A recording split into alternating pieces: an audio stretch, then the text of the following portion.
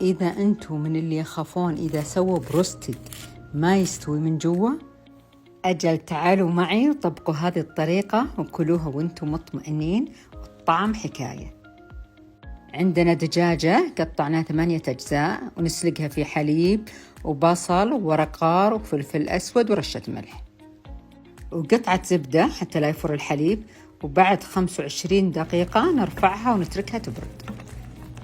ونجهز التتبيل السائلة: كوب طحين وملعقتين نشا وملعقة صغيرة بيكنج باودر وبهارات ناعمة، ثوم بودرة، بصل بودرة، بابريكا وكركم وملح، وآخر شيء نضيف لها 3/4 كوب موية.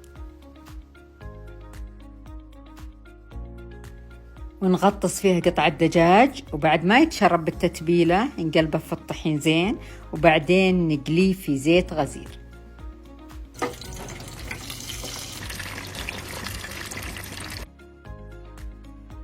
ما تتخيلون كيف تأثير سلق الحليب عليه، أبيض ومستوي من جوا وطري ومقرمش من برا. وبالعافية.